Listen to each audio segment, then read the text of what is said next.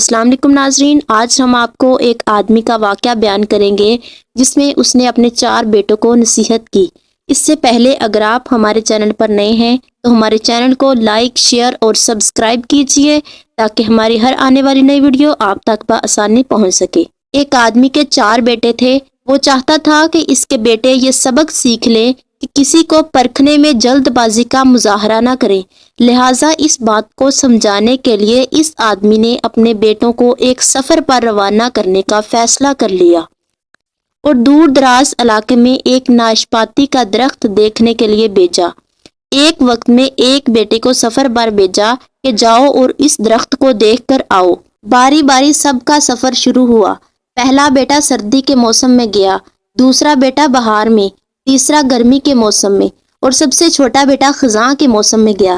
جب سب بیٹے اپنا اپنا سفر ختم کر کے واپس لوٹ آئے تو اس آدمی نے اپنے 4 بیٹوں کو ایک ساتھ طلب کیا اور سب سے ان کے سفر کی تفصیل کے بارے میں الگ الگ پوچھا۔ پہلا بیٹا جو جاڑے کے موسم میں اس درخت کو دیکھنے گیا تھا، اس نے کہا، ابا جان، وہ درخت بہت خوبصورت، جھکا ہوا اور ٹیڑھا سا تھا۔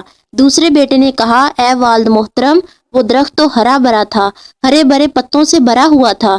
تیسرے بیٹے نے ان دونوں بھائیوں سے اختلاف کیا کہ وہ درخت تو پھولوں سے بھرا ہوا تھا اور یہ کہ اس نے حسین منظر اس سے پہلے کبھی نہیں دیکھا تھا۔ سب سے چھوٹے بیٹے نے اپنے سب بھائیوں سے اتفاق ظاہر کیا کہ وہ ناشپاتی کا درخت تو پھل سے لدا ہوا تھا اور ان پھل کے بوجھ کی وجہ سے وہ درخت زمین پر لگا ہوا تھا اور زندگی سے بھرپور نظر آ رہا تھا۔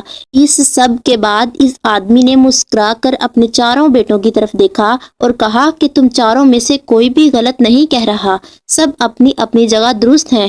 بیٹے باپ کا جواب سن کر بہت حیران ہوئے کہ ایسے کس طرح ممکن ہے۔ باپ نے اپنی بات جاری رکھتے ہوئے کہا کہ میرے بیٹو، تم کسی بھی درخت یا آدمی کو صرف ایک موسم یا ایک حالت میں دیکھ کر کوئی حتمی فیصلہ نہیں کر سکتے۔ کسی فرد کو جانچنے کے لیے تھوڑا وقت ضروری ہوتا ہے۔ انسان کبھی کس کیفیت میں ہوتا ہے تو کبھی کس کیفیت میں۔ اگر درخت کو تم نے جاڑے کے موسم میں بے رونق دیکھا ہے تو اس کا مطلب یہ نہیں کہ اس پر کبھی پھل نہیں آئے گا۔ اسی طرح اگر تم کسی آدمی کو فقیری کی حالت میں دیکھ رہے ہو تو اس کا مطلب یہ نہیں کہ وہ آدمی برا ہی ہوگا۔ میرے بیٹو، کبھی بھی جلد بازی میں کوئی فیصلہ نہ کرو۔ کسی کو اس وقت سمجھا یا پرکھا جا سکتا ہے جب یہ تمام موسم اس کے اوپر سے گزر جائیں۔ اگر تم سردی کے موسم میں ہی اندازہ لگا کر نتیجہ اخذ کر لو گے تو گرمی کی ہریالی، بہار کی خوبصورتی اور بھرپور زندگی سے لطف اندوز ہونے سے رہ جاؤ گے۔